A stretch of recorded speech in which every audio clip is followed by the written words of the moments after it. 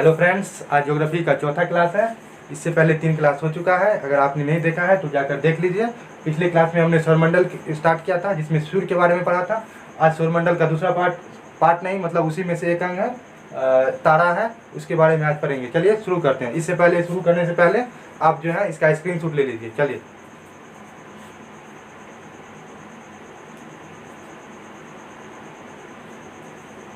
चलिए अब शुरू करते हैं। आज का टॉपिक है तारा, यानी कि स्टार। ठीक है। अब तारा का निर्माण किससे होता है ये हमने पिछले वीडियो में बता दिया था, लेकिन फिर भी अभी हम बता देते हैं। ठीक है। तो तारा का निर्माण निहारिका से होता है, और निहारिका क्या होता है? धूल और गैसों का बादल होता है। निहारिका किसे बोलते हैं? तो धूल और गैसों का बादल को बोलते हैं। ठीक है। और उसमें कौन सा गैस होता है?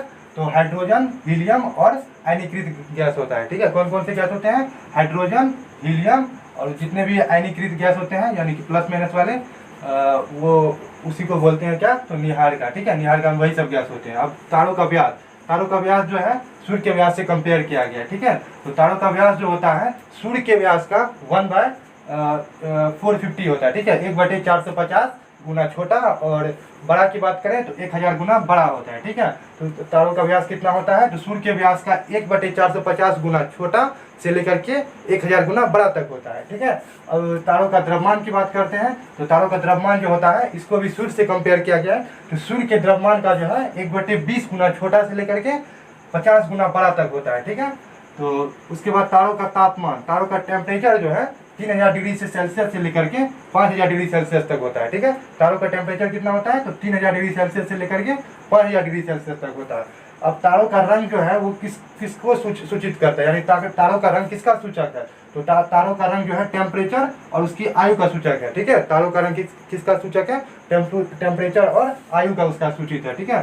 तो जनरली टेम्परेचर लिखा रहता है, लेकिन आयु का भी सूचक होता है। आयु यानी कि जो तारा जितना चमकीला दिखाई देता है उसकी आयु उतनी कम होती है, और जो तारा जितना बड़ा होता है उसकी आयु भी उतनी कम होती है। ठीक है। काफ़ी इंपॉर्टेंट पॉइंट है, ये पूछ लेता है बार बार, तो हमें पता नहीं रहता इसके बारे में। ठीक है। तो इसे आप अच्छे सही से नोट कर लें कि जो तारा जितना बड़ा होता है उसकी आयु उतनी ही कम होती है, और जो तारा जितना ज़्यादा चमकीला होता है उसकी आयु उतनी ही कम होती है। अब बात करते हैं उसमें कौन सा अभिक्रिया होता है। तो सूर्य में नाभिकीय संलयन अभिक्रिया होता था। तो सूर्य क्या था? एक तारा था। तो इसलिए तारा में भी कौन सी अभिक्रिया होगी? नाभिकीय संलयन अभिक्रिया होगी। और नाभिकीय संलयन अभिक्रिया किसे बोलते हैं? ये बात हमने पिछले क्लास में बता दिया था, अभी फिर से बता देते हैं। ठीक है।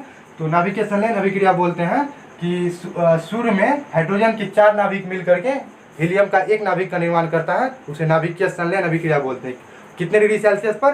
10⁻7 डिग्री सेल्सियस पर। और ये बात किसने बोला था? तो हैंस बेथे साहब ने बताया था। ठीक है। ये हैंस बेथे साहब का जो है बात था। अब बात कर लेते हैं कि तारों में कितना % हाइड्रोजन होता है। तो 71%। जो भी जो है सूर्य में रहता है, मतलब वो सब जो है तारों में भी रहता है। ठीक है।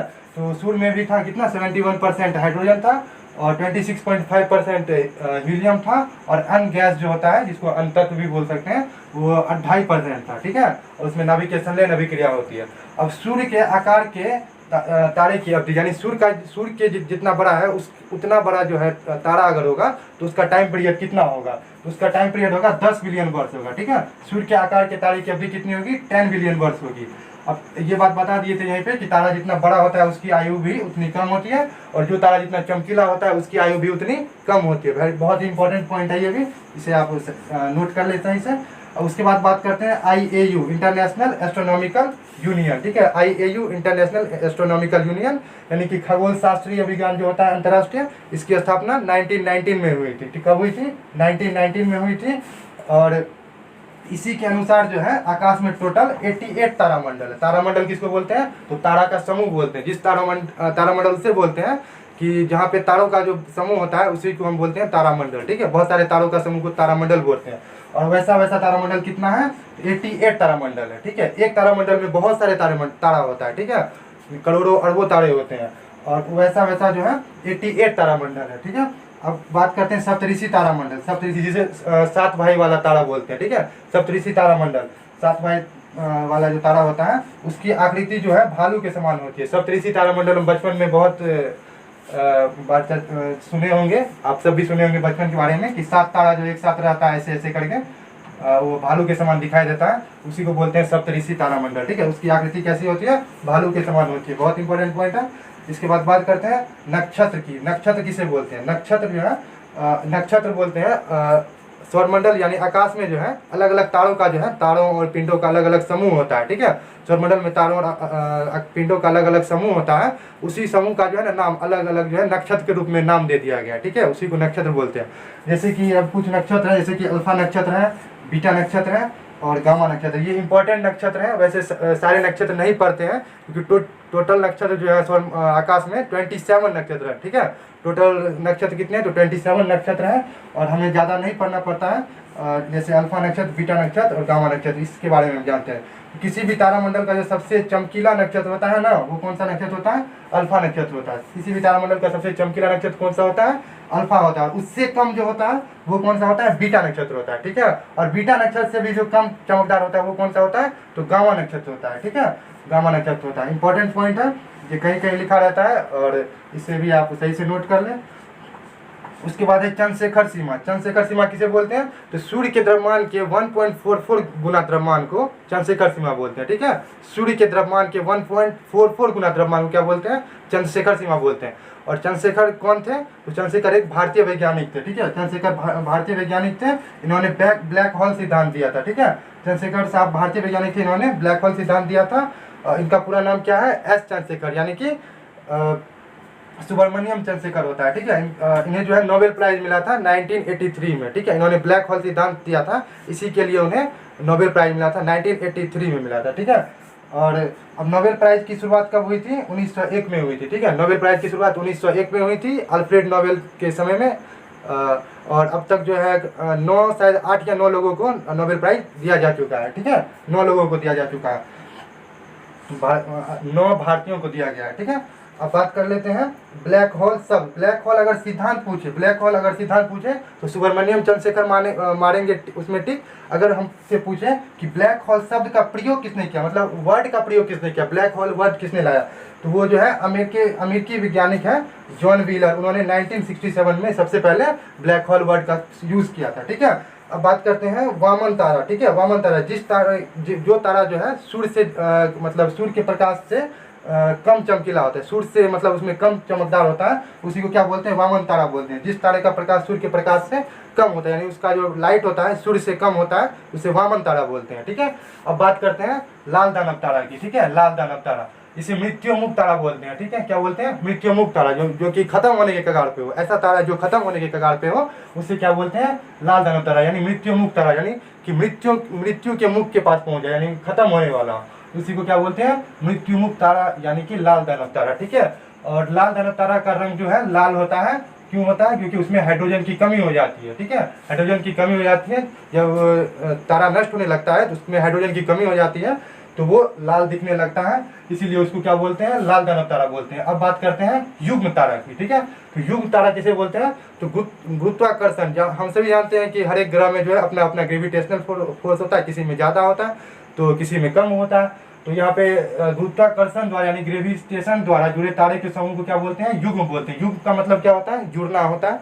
तो ऐसे याद रख सकते हैं कि तारों का जुड़ना ही, ग्रेविटेशनल द्वारा तारों का जुड़ना ही क्या होगा, युग्म तारा कहलाएगा। ठीक है, अब नोवा की बात कर लेते हैं। नोवा, जैसे सुपरनोवा पढ़े थे हम, वैसे ये है नोवा। ठीक है, आसमान में हम कभी कभी देखते हैं कि कोई तारा जो है एकाएक चमकने लगता है, मतलब हल्का हल्का उसमें रहता है, लाइट रहता है, और एकाएक वो चमकने लगता है, फिर वो अपने जैसा स्थिति में आ जाता है, तो उसी को क्या बोलते हैं, हम नोवा बोलते हैं। ठीक है, नोवा यानी मुरझा तारा एकाएक चमकता है, पुनः वो अपने ही स्थिति में आ जाता है, उसको क्या बोलते हैं, नोवा बोलते हैं। ठीक है, अब बात करते हैं पल्सर की। पल्सर तो आपने सुना होगा, पल्सर गाड़ी जो होता है, हाँ, तो इसी के नाम पे रखा गया उस गाड़ी का नाम। ठीक है, पल्सर ऐड भी आता होगा, तो उसमें तारों के जैसे जो है ऐड दिया जाता है, तो आप नहीं देखें तो उसको देख लीजिएगा यूट्यूब पे सर्च करके। तो पल्सर किसे बोलते हैं, घूमते हुए न्यूट्रॉन तारा को क्या बोलते हैं, पल्सर बोलते हैं। ठीक है, घूमते हुए न्यूट्रॉन तारा को क्या बोलते हैं, पल्सर बोलते हैं। अब घूमते हुए न्यूट्रॉन तारा को पल्सर बोलते हैं, लेकिन न्यूट्रॉन तारा क्या होता है, तो न्यूट्रॉन तारा होता है सुपरनोवा विस्फोट के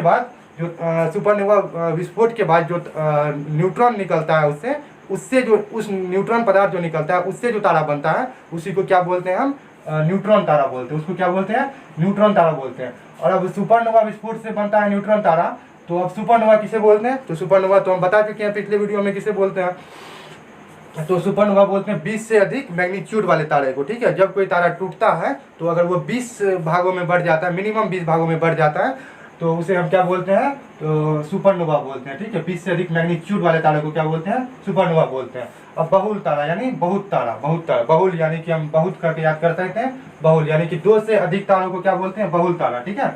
2 से अधिक तारों को क्या बोलते हैं, हम बहुल तारा बोलते हैं, ठीक है। अब बात करते हैं क्वासियर्स, क्वासियर बहुत बहुत इंपॉर्टेंट पॉइंट है क्वासियर्स, ठीक है।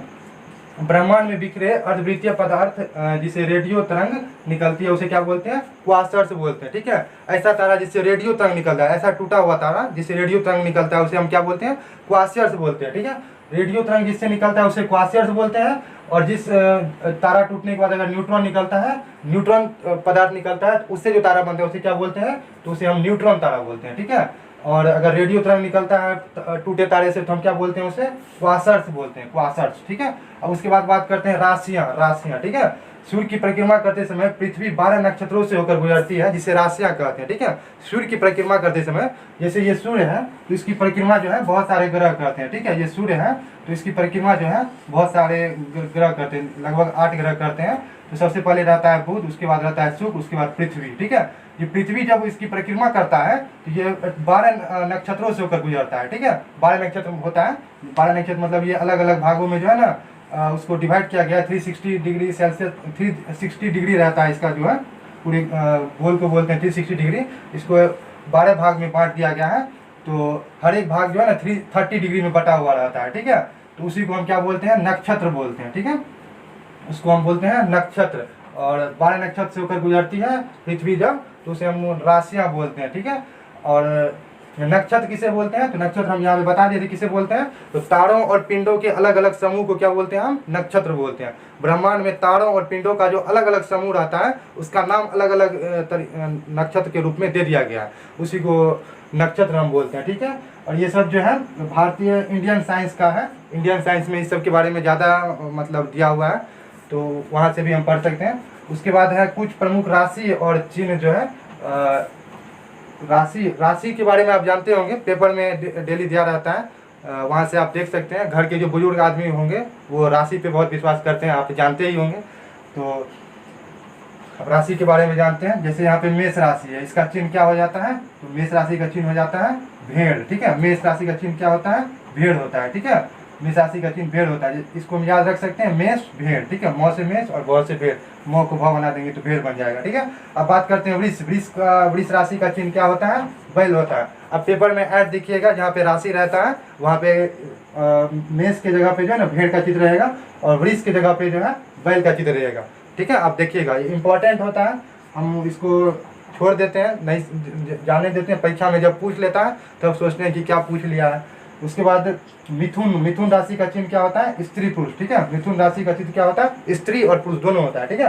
उसके बाद कर्क राशि का क्या होता है, केकड़ा, कर्क राशि का क्या होता है, केकड़ा होता है, ठीक है। उसके बाद सिंह, सिंह राशि का क्या होता है, शेर होता है। सिंह को क्या बोलते हैं, शेर बोलते हैं, ठीक है। सिंह राशि का क्या होता है, शेर। उसके बाद कन्या का क्या होता है, लड़की होता है। कन्या राशि का क्या होता है, चिन्ह लड़की होता है, ठीक है। कन्या का लड़की, इसको तो याद करना कोई बड़ी बात नहीं है। उसके बाद वृश्चिक, वृश्चिक का क्या होता है, बिच्छू होता है, ये भी काफी आसान है, इसमें वो है इसमें वो है, ठीक है, वृश्चिक। उसके बाद धनु का क्या होता है, धनुष, ठीक है। धनु का क्या होता है, धनु। उसके बाद मकर का क्या होता है, मगर होता है, ठीक है। और कुंभ का क्या होता है, घोड़ा, घड़ा होता है। कुंभ का क्या होता है, घड़ा होता है, ठीक है। उसके बाद बात कर लेते हैं मीन का, मीन राशि का चिन्ह क्या होता है, मछली। मीन राशि का क्या होता है, मीन, मछली, ठीक है। अब यहाँ पे हम बात कर रहे थे राशि की, ठीक है। तो राशि टोटल कितनी होती है, 12 राशि होता है, ठीक है। टोटल राशि कितना होता है, 12। जब पृथ्वी अपने कक्ष में सूर्य के चारों ओर घूमती है तो 12 राशियों से होकर गुजरती है वो, तो वही टोटल राशि कितना होता है, तो 12 राशि से होकर गुजरती है। और टोटल नक्षत्र कितना होता है, 27 नक्षत्र होता है, ठीक है। 27 नक्षत्र होता है। नक्षत्र किसे बोलते हैं, तो तारों और पिंडों का जो अलग अलग समूह होता है आसमान में, उसका नाम रख दिया गया है, तो उसी को हम नक्षत्र बोलते हैं, ठीक है।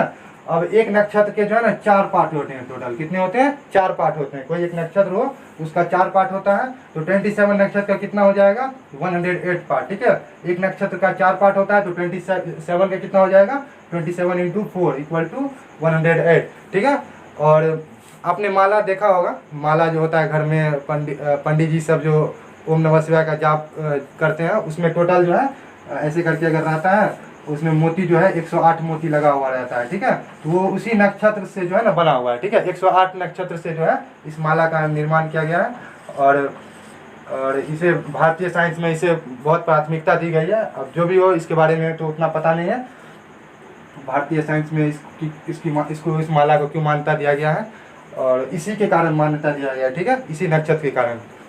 तो दोस्तों बताइए आज का वीडियो कैसा लगा? हमने जो बताया आपको समझ आया ही होगा, क्योंकि पूरा एक भी पॉइंट जो होता है उसका जो हम पूरा विश्लेषण कर देते हैं।